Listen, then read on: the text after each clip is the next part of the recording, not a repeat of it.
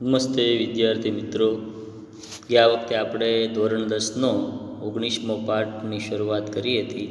એમાં પ્રથમ લેક્ચરમાં એક પેજનું ભાષાંતર પણ કર્યું હતું. સત્યમ મયુરઃ એટલે સાચે જ મોર. એવો 19મા પાઠમાં ભગવત જજુકીયમ નામનું પ્રહસન મળે છે. એની અંદરથી તમને સત્યમ મયુર નામનો પાઠ લેવામાં આવ્યો છે.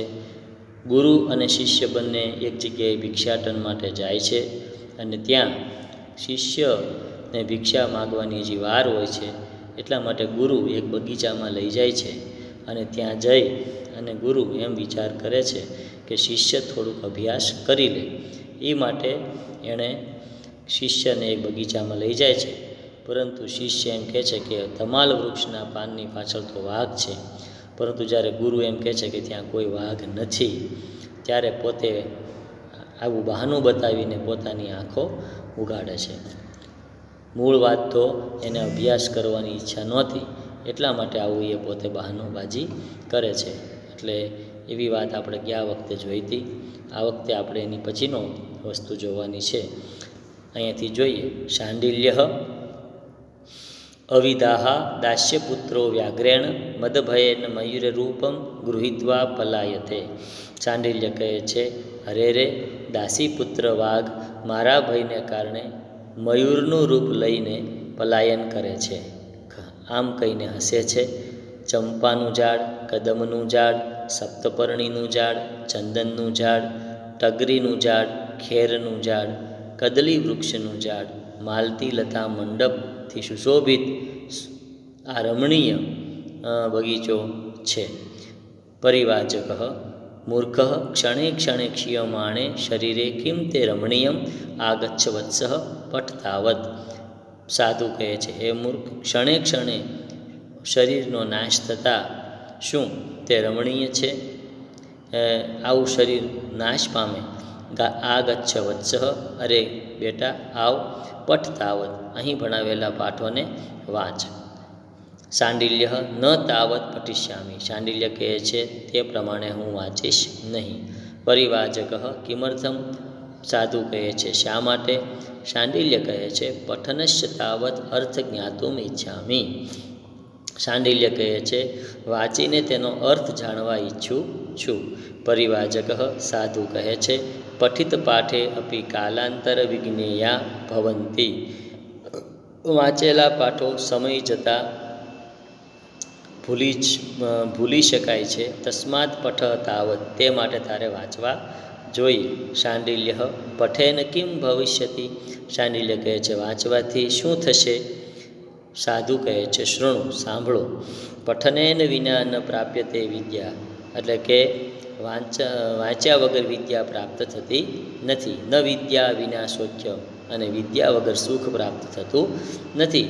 નરાણામ જાયતે ધ્રુવમ, જે ખરેખર મનુષ્ય આ જાણી લે છે, તતો ધર્મા અર્થ મોક્ષેભ્યો, તે ધર્મ, અર્થ અને મોક્ષ વિદ્યાભ્યાસમ સમાચરે, વિદ્યાભ્યાસથી આ બધું પ્રાપ્ત કરી શકાય છે. હવે માત્ર વિદ્યાર્થી મિત્રો એટલું ગુજરાતી કરું છું. શાંડિલ્ય કહે છે, અરે રે, દાસીપુત્ર વાઘ મારા ભયના કારણે મોરનું રૂપ લઈને પલાયન કરે છે, હસે છે. ચંપાનું ઝાડ, કદમનું ઝાડ, સપ્તપર્ણીનું ઝાડ, ચંદનનું ઝાડ, ટગરીનું ઝાડ, ખેરનું ઝાડ, કેળાના વૃક્ષથી બનેલું માલતી માધવના વેલાનો મંડપ, ખૂબ જ સુખમય અને રમણીય આ બગીચો છે. સાધુ કહે છે, મૂર્ખ, એક એક ક્ષણથી શરીર નાશ પામી રહ્યું છે અને તું રમણીય માને છો? ખરેખર બેટા અહીં આવ અને વાંચ. શાંડિલ્ય કહે છે, તો હું વાંચું છું.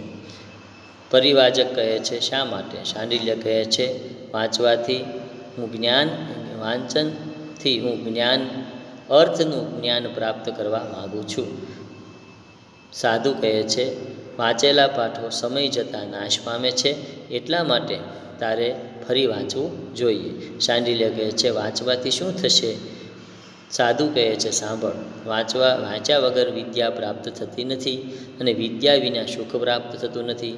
જેમ ખરેખર મનુષ્ય વિદ્યાનું આચરણ કરે છે તેને ધર્મ, અર્થ અને મોક્ષ પ્રાપ્ત થાય છે.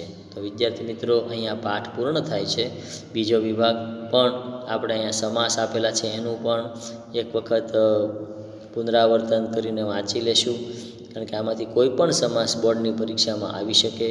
કૃદંતની વાત પણ આપણે આની પહેલાંના લેક્ચરમાં કરેલી છે કે જે કૃદંતની આગળ ઈત પ્રત્યય આવે એ બધા કૃદંત છે એ બધા ખાદિત, પછી તવ્ય, ઈતવ્ય, આ બધા છે એ વિદ્યર્થ કૃદંતના ઉદાહરણો છે. ક્રિયાપદોની વાતનો એક પણ લેક્ચર મૂકેલો છે અમે. વર્તમાન કાળ, ભવિષ્યકાળ, ભૂતકાળ, સ્તન ભૂતકાળ, વિદ્યર્થ અને આજ્ઞાર્થ, આવા 5 કાળ બોર્ડની પરીક્ષામાં પૂછાય છે. એનું ફરીને આપણે પ્રત્યયો પાકા કરી લેવા જોઈએ. સંધિ પણ અહીંયા આપેલી છે. બોર્ડની પરીક્ષામાં કોઈ પણ સંધિ પૂછાઈ શકે, એટલે પાઠ્યપુસ્તકની સંધિ આપણે પાકી કરવી જોઈએ.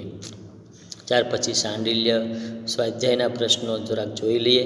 શાંડિલ્ય ઉદ્યાને કસ્માત ભયમ અનુભવતી. શાંડિલ્ય બગીચામાં શેનો ભય અનુભવે છે? તો શાંડિલ્ય ઉદ્યાને વ્યાઘ્રાત ભય અનુભવંતી. ક્ષણે ક્ષણે ખાલી જગ્યા શરીરે કિમ રમણીયમ, તો કે ક્ષીયમાણે કેન વિના જનાનામ સૌખ્યમ ન ભવતી. એટલે કે વિદ્યા વિના જનાનામ સૌખ્યમ ન ભવતી. પુરતઃ શબ્દસ્ય વિરુદ્ધાર્થી શબ્દ કહ. પુરતઃ શબ્દનો વિરુદ્ધાર્થી અર્થ પુષ્ટતઃ થાય. શાંડિલ્ય ખાલી જગ્યા રુધિરમ પ્રસવતી. કંઠાતઃ કંઠમાંથી રુધિર વહે છે. વ્યાઘ્રહ મયુર રૂપમ ખાલી જગ્યા પલાયંતે. વ્યાઘ્રહ ગૃહીત્વા એટલે કે પકડીને. યદિ મયુર ઉદ્ઘાટયામી અક્ષિણી.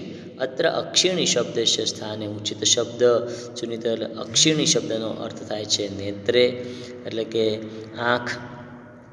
કુત્ર નિરુદ્ધ વ્યાઘ્રમ ઉદ્યાને પ્રસિવસંતી. વ્યાઘ્રણ નિરુદ્ધ શાંડિલ્ય નિરુદ્ધ વ્યાઘ્રમ ઉદ્યાને પ્રસિવસંતી. ઉદ્યાન કહ પુરતઃ પ્રવિષ્ટતિ. ઉદ્યાન પરિવાજક પુરતઃ પ્રવિશ્યતિ. શાંડિલ્ય કમ વ્યાઘ્રમ મત્વા આક્રોશતિ. શાંડિલ્ય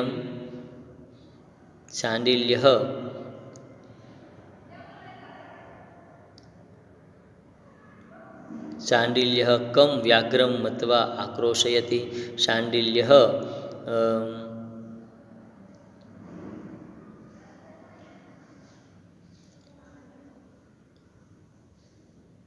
વૃક્ષેણ વ્યાઘ્રમ મત્વા આક્રોશયતિ. વિદ્યા વિના મનુષ્યામ સૌખ્યમ ન જાયતે. કૃદંત ઓળખાવાના છે. શ્રુતમ શબ્દનો અર્થ થાય છે કર્મણીભૂત કૃદંત. નિરુદ્ધ કર્મણીભૂત કૃદંત. ભવેતવ્યમ વિદ્યર્થ કૃદંત. વિજ્ઞાયા કર્મણીભૂત કૃદંત. રમણીયમ ઇયમ પ્રત્યય લાગ્યો એટલે વિદ્યર્થ કૃદંત બને છે. ત્યાર પછી સમાસના પ્રકારો આપેલા જ છે. પછી જુદા જુદા પ્રકારના અહીંયા ક્રિયાપદોના રૂપ પણ આપેલા છે. ગુજરાતી વાક્યમાં જવાબ આપવાના છે. શાંડિલ્ય ઉદ્યાન પ્રવેશતા કેમ ભય અનુભવે છે?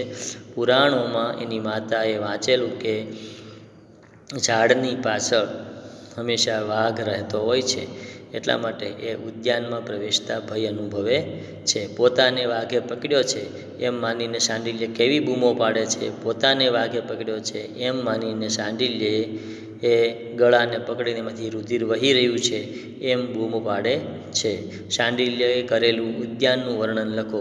શાંડિલ્યએ આ પાઠમાં કહ્યું છે કે અહીંયા સપ્તપર્ણી, અહીંયા સરસ મજાના કેળના વૃક્ષો, ટગરીના, ચંદનના, અનેક પ્રકારના ચંપાના વૃક્ષો છે. એનું સુંદર મજાનું ઉદ્યાન અહીં વર્ણવિત કરેલું છે. પઠનનો અર્થ થાય છે વાંચન પઠામી.